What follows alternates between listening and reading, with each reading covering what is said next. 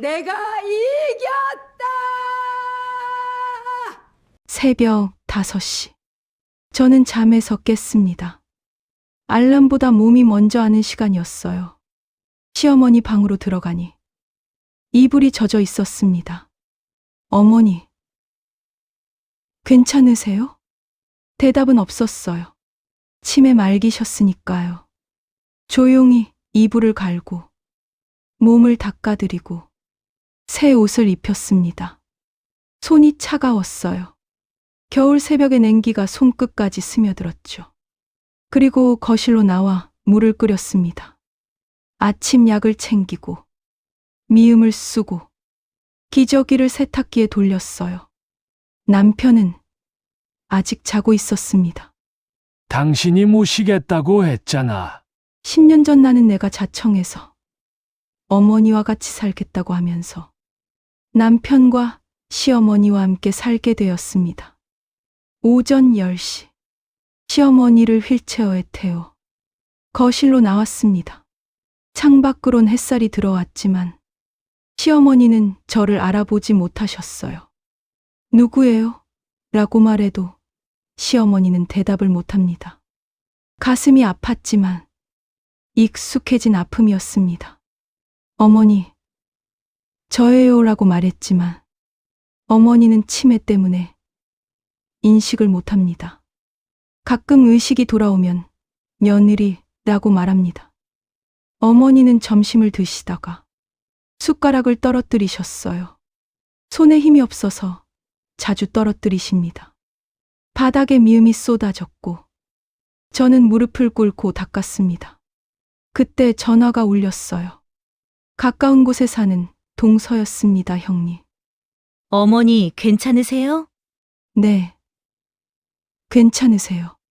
제가 요즘 애들 학원 때문에 너무 바빠서 자주 찾아뵙지도 못하고. 다음에 갈게요. 다음에 오겠다는 말로.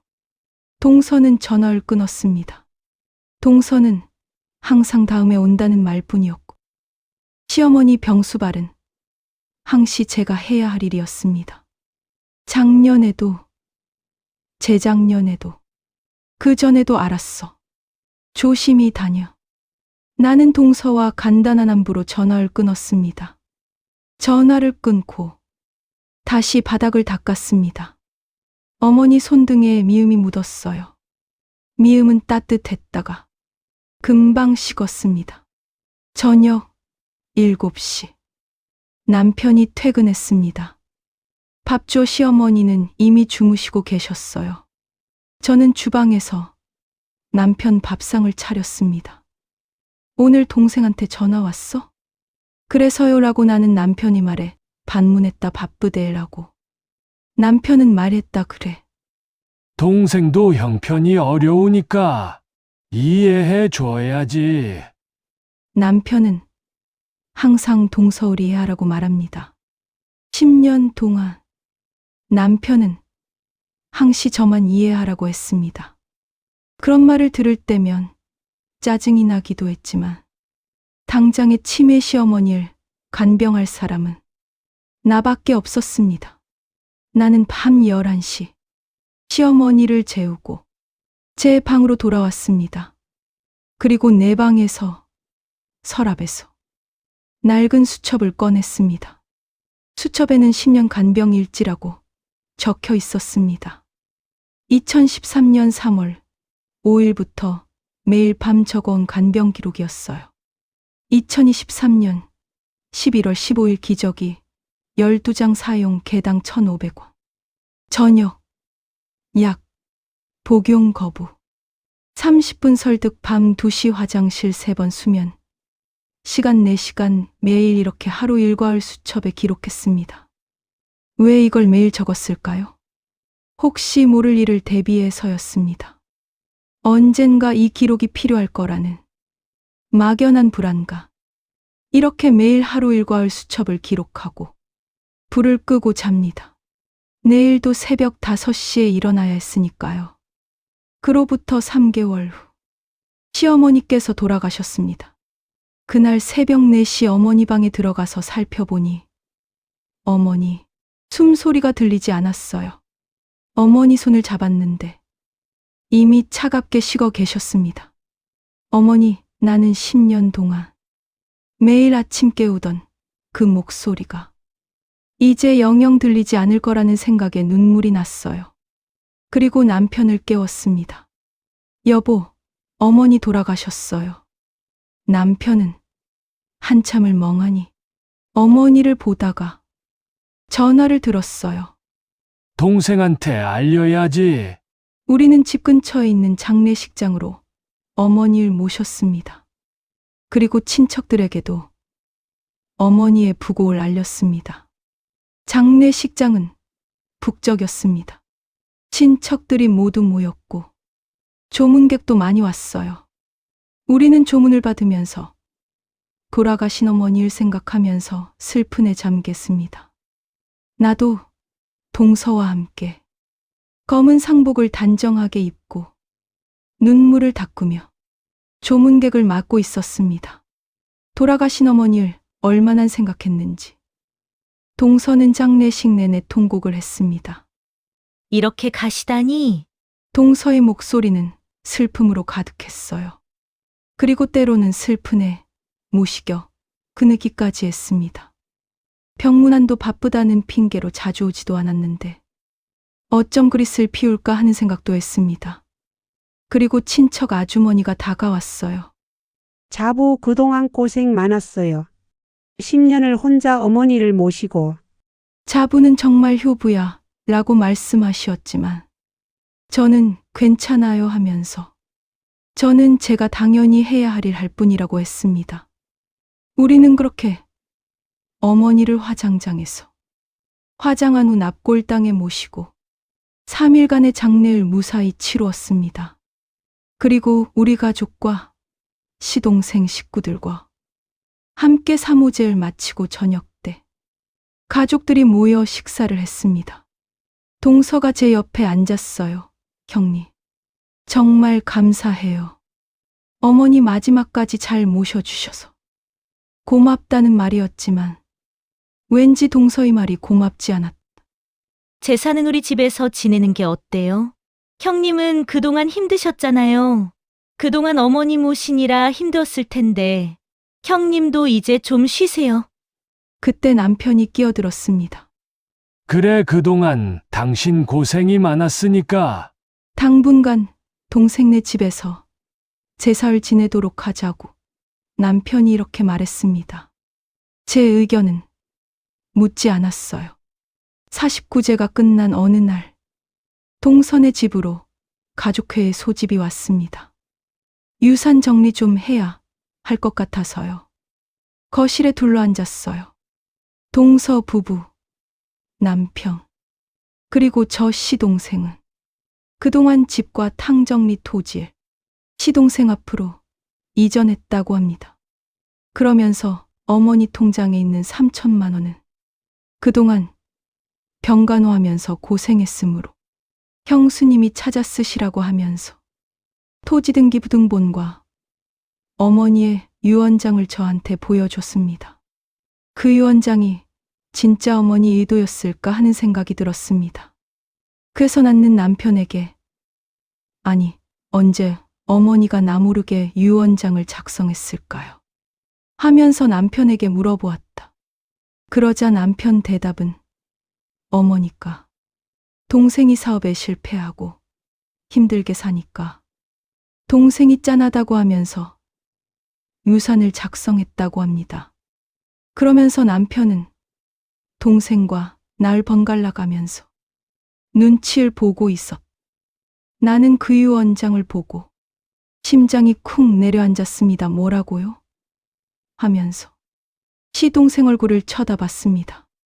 시동생과 남편은 서로 고개를 끄덕였어요. 그래, 동생 말이 맞아. 우리는 퇴직금도 있고 저축해 놓은 돈도 꽤 있잖아. 저는 믿을 수 없었습니다. 10년을 내가 10년을 모셨는데 이럴 수가 있을까? 나도 모르게 탕정리 토지와 어머니 재산이 시동생 앞으로 이전된 것이 목소리가 떨렸어요. 동서가 어색하게 웃었습니다, 형님. 형님, 그건 며느리로서. 형님의 도리 아니었어요? 저도 어머니 병간호했으면 했지만 직장 다녀야 해서 어쩔 수 없었네요. 이렇게 동서를 변명을 하면서 어서 빨리 이 자리에서 벗어나고 싶는 모습이 역역했습니다. 10년 동안 단 한 번도 해외여행, 부부 동반, 동창 모임에도 어머니 치매 병간호로 시간을 보냈는데 그것은 결국은 나에겐 허무와 가족의 실망뿐이었습니다. 집으로 돌아오는 차 안 남편에게 물었습니다. 당신은 괜찮아요? 동생이 다 가져가는 거. 남편은 한숨을 쉬었어요. 동생이 나이 50에 힘들잖아. 애들은 크고 우리는 저축한 돈도 있고 내 명의로 아파트도 있잖아. 그리고 애들도 직장 다니고.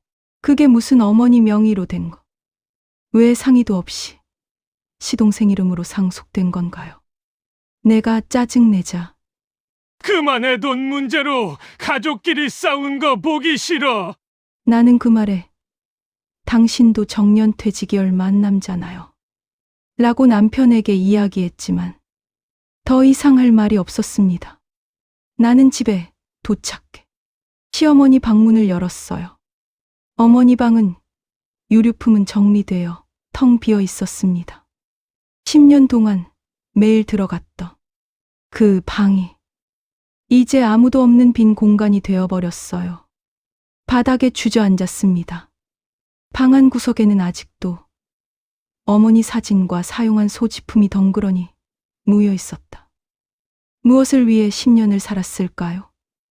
유산에 대해서 관심은 있었지만 어머니 사후에 난 공평하게 분배해야 된다고 생각했는데 남편과 시동생이 나에겐 상의도 없어 어머니 생전에 결정한 것에 대하여 가족으로서 배신감을 느끼게 한다. 나는 그날 밤 잠이 오지 않았습니다.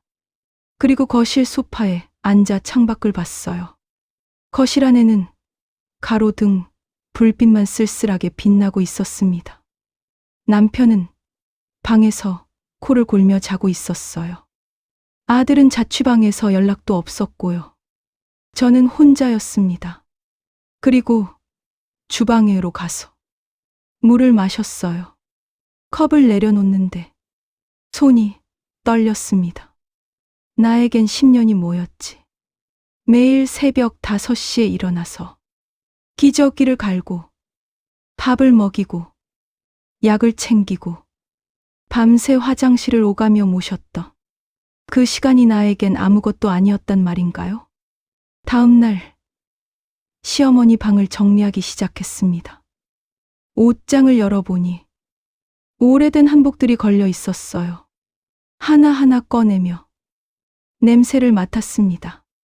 시어머니의 향이 났어요. 문득 시집올 서툴던 나에게 다정하게 해주셨던 어머니 모습이 생각납니다. 어머니는 인자하셨거든요. 시어머니는 젊었을 때 시아버님이 먼저 저 세상으로 가시고 젊은 과부가 되어 힘들게 두 아들을 키우시면서 사셨습니다. 그때 시댁이 넓은 농토가 있어서 힘드실 때마다 하나씩 팔아 두 아들을 키우고 사셨다고 합니다. 그리고 지금의 탕정리 토지가 마지막까지 시어머니가 팔지 않고 돌아가실 때까지 가지고 계셨습니다. 지금 탕정리 토지가 국가산업단지가 들어선다고 소문이 나서 가격이 폭등해서 땅값이 꽤 나간다고 합니다. 이 땅을 남편과 시동생 명의로 이전했다도 합니다. 나는 서랍을 열었습니다. 오래된 사진들, 편지들, 그리고 손이 멈췄어요. 작은 통장 하나가 나왔습니다. 예금주 박은숙 저의 이름 떨리는 손으로 통장을 펼쳤어요. 2013년 4월 10일 입금 50만 원, 2014년 3월 15일 입금 50만 원, 2015년 6월 20일 입금 50만 원 10년 동안 매년 50만 원씩 총 500만 원이 적혀 있었습니다. 통장 사이에 쪽지가 하나 끼워져 있었어요. 우리 며느리 고생 많았. 이거라도 받아서 내 하고 싶은 거 해라. 내가 미안하다. 시어머니에 흘려 쓴 글씨였습니다. 아마 시어머니가 나에게 미안하니까 4명이 통장 하나만 들어서 매월 50만 원씩 입금한 것 같은데 그때는 치매가 없어서 맑은 정신이었던 것 같다. 그런데 치매 걸리고 나서는 더 이상 입금하지 않은 것 같았다. 어머니 서투른 글씨의 쪽지를 보니까 눈물이 났어요. 시어머니는 치매를 있었지만 며느리가 고생한다는 것을 알고 계셨던 겁니다. 제가 얼마나 힘들었는지, 얼마나 외로웠는지. 그런데 왜 이걸 나한테는 말씀 안 하셨을까요? 아마 어머니는 저에게 미안한 마음이라 말을 못한 것 같았습니다. 그날 밤 다시 제 방으로 돌아왔습니다. 서랍에서 10년 간병 수첩을 꺼냈어요. 펼쳐보니 3650일의 기록이 빼곡했습니다. 2013년 3월 5일 기저귀 10장. 약값 18,000원. 2014년 7월 22일 밤새 토하시. 병원비 8만 원.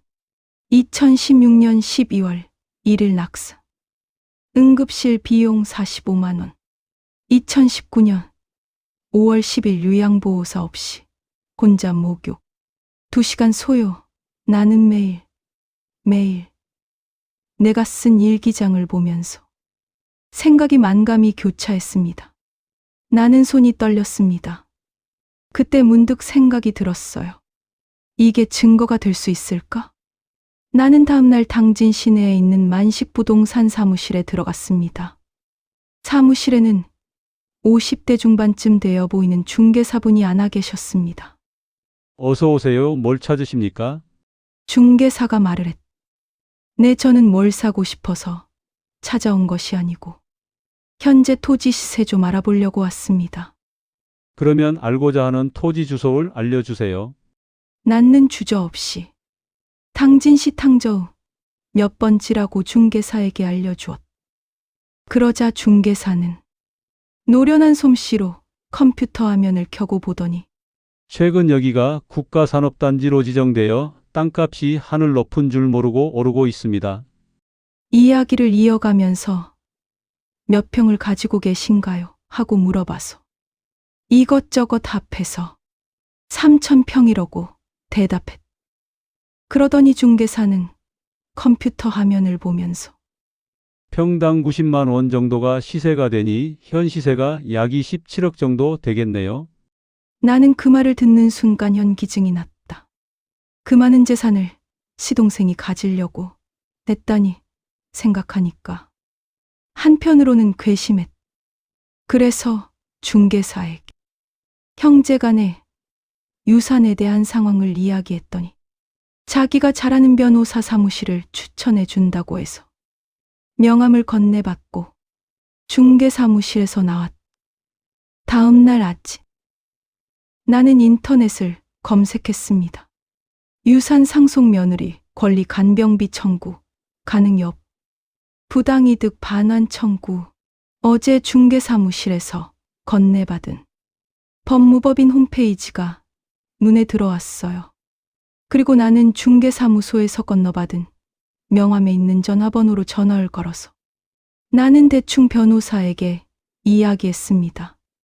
그랬더니 수화기 건너편에 변호사 목소리로 며느리에게도 유류분 청구권이 있습니다. 특히 장기 간병을 했다면 기여분 인정이 가능합니다. 라는 그 말을 듣자마자 심장이 뛰기 시작했습니다. 그리고 법무법인 담당자하고 간략하게 상담하고 사흘 후에 방문하겠다고 방문 약속 날짜를 잡아놓고 전화를 끊었습니다. 사흘 후 저는 변호사 사무실을 방문했습니다. 건물 5층 정의 법무법인이라고 적혀 있었어요. 엘리베이터를 타고 올라가는 동안 가슴이 두근거렸습니다. 내가 지금 뭐 하는 거지? 하지만 돌아갈 수 없었어요. 그것은 가슴 속의 서만의 매일이었고 머릿속은 냉정하게 판단하자였습니다. 문을 열고 들어가니 젊은 여자 변호사가 맞아주었습니다. 안녕하세요. 김민지 변호사입니다. 앉으세요.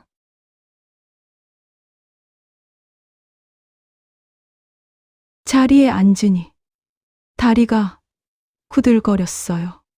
상담 신청하신 내용 봤어요. 10년 간병하셨다고요? 내 목소리가 떨렸습니다. 김민지 변호사가 부드럽게 물었어요. 천천히 말씀해 주세요.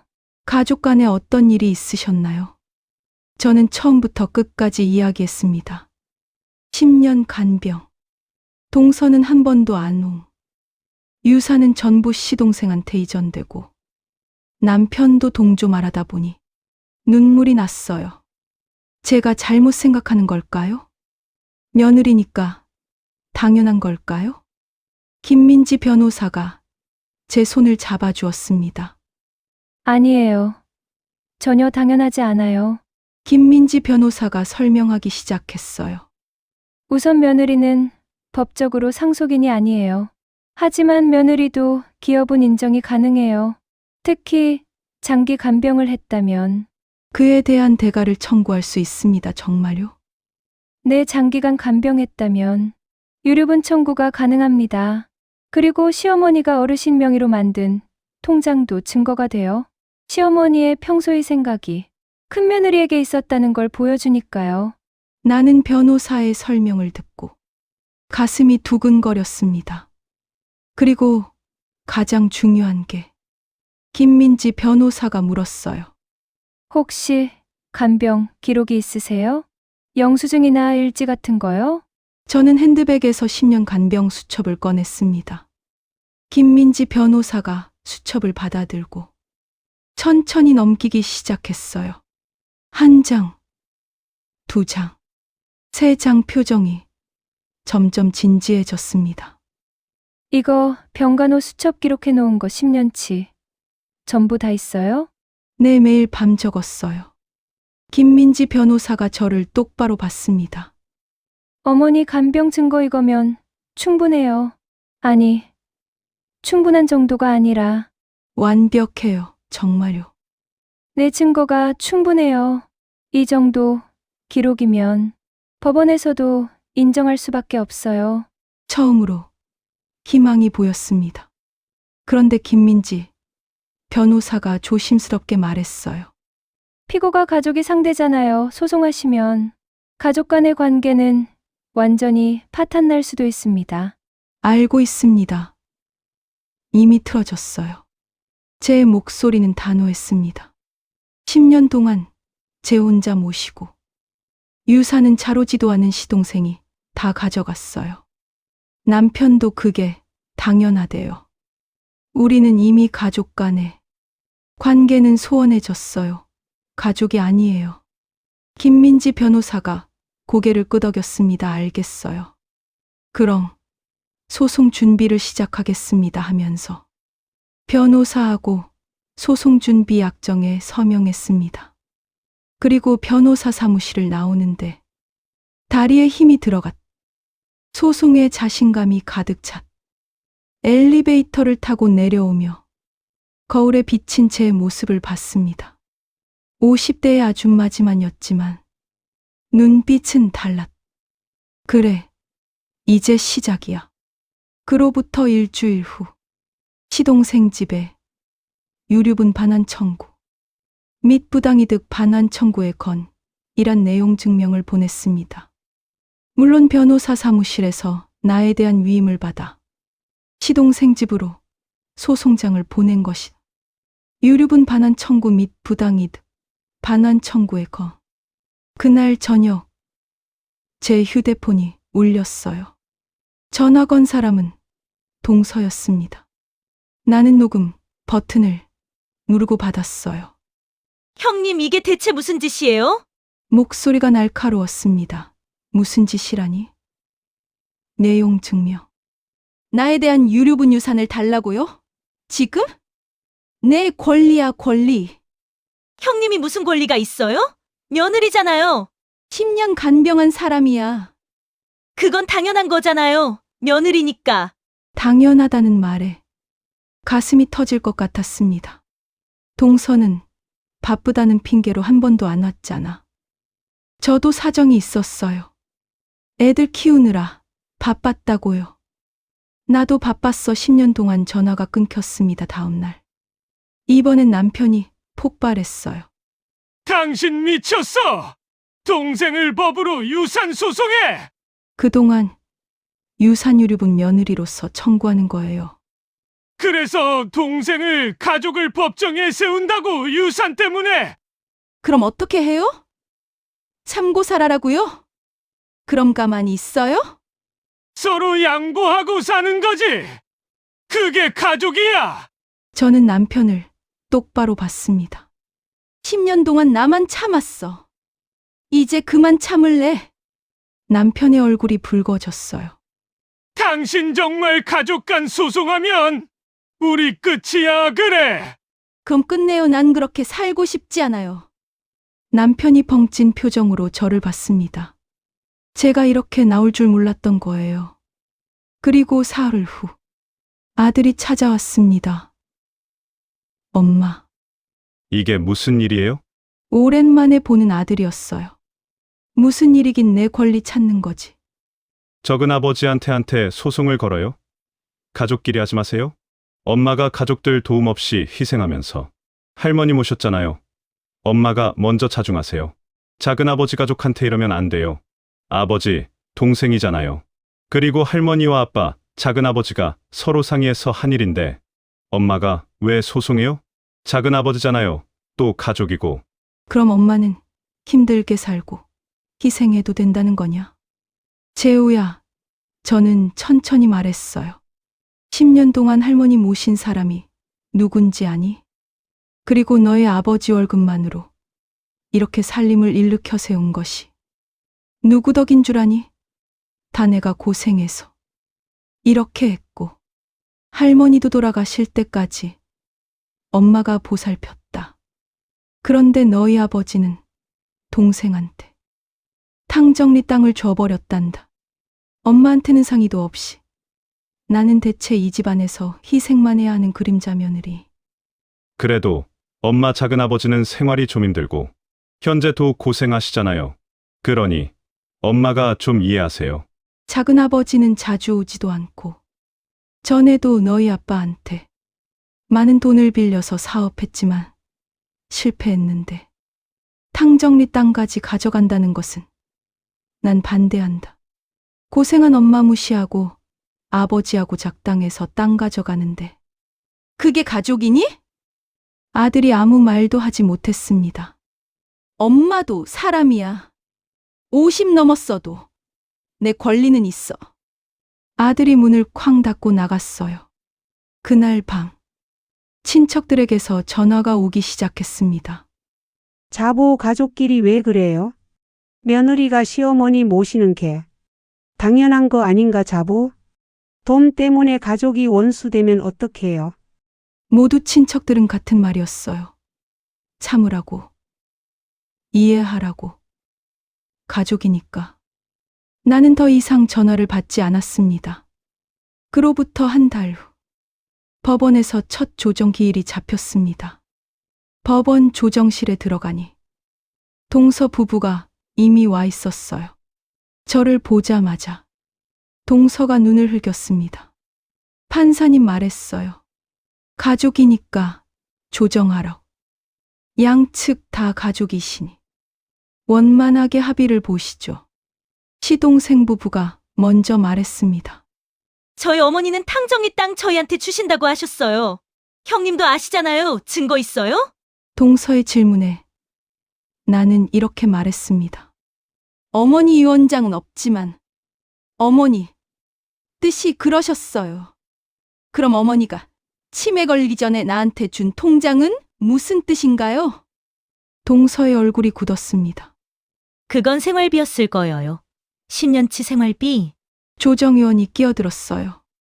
일단 두 분 다 증거를 제출해 보시죠. 저는 핸드백에서 10년 간병 수첩을 꺼냈습니다. 조정의원이 받아들고 넘기기 시작했어요. 판사의 표정이 점점 진지해졌습니다. 이거 10년치 전부인가요? 내 시동생 부부가 당황한 표정으로 내가 증거물로 제시한 수첩을 쳐다봤어요. 그게 뭔데요? 하고 나에게 물어보더군요. 10년 간병 일지 매일 밤 적은 거야. 판사가 동서에게 물었습니다. 1년에 몇 번이나 어머니를 뵈러 가셨나요? 동서 내외는 판사의 질문을 받고도 답변을 우물쭈물했다. 그리고 나서 들릴 듯 말 듯한 소리로 1년에 서너 번 어머니 뵈러 왔다고 답변했다. 판사와 조정의원들은 자식으로서 치매 어머니 보살피는 것은 의무이지만 상황에 따라 역할이 다르고 큰 형수한테 모든 역할을 지우게 한 것은 가족으로서 불공평하고 자식으로서의 역할은 하지 않고 재산에만 관심 있는 것은 사회관연상 허용하지 않는다고 판사가 지적하셨다. 판사님과 조정의원이 서로 간의 얼굴 쳐다보면서 서로 상의하는 듯 했습니다. 이 정도 기록이면 법원에서도 기여분을 인정할 가능성이 높아 보입니다. 시동생 부부의 얼굴이 하얗게 변했어요.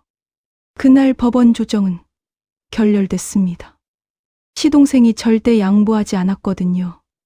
시동생은 절대 양보 못해요. 라고 시동생은 법정에서 말했다 복도로 나오는데 동서가 제 팔을 붙잡았습니다. 형님. 형님 정말 이러실 거예요?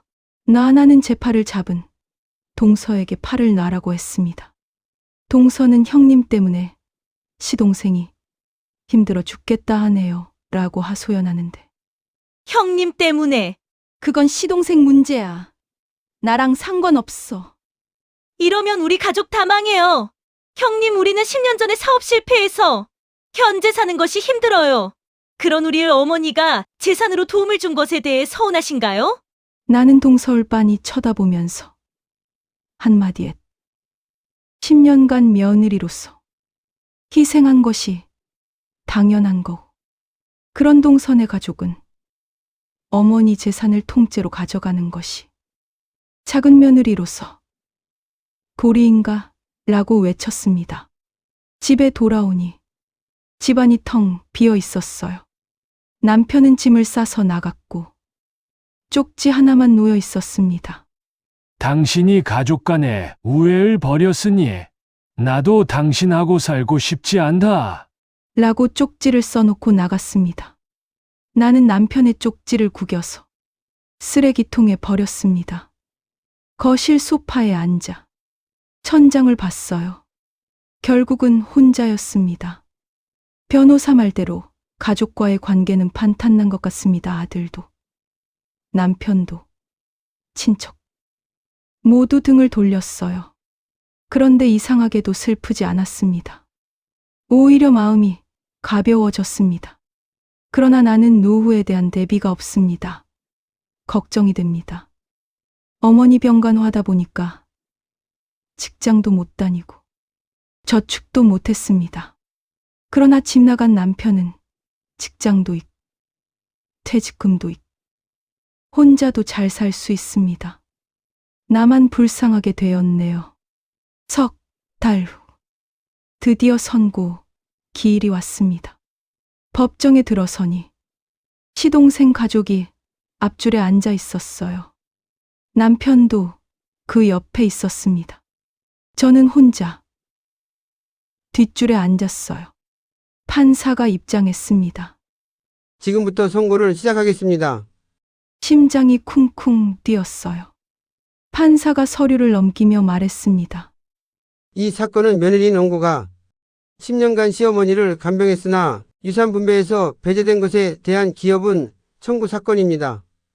원고가 제출한 10년 간병 일지를 검토한 결과 판사가 잠시 멈췄어요.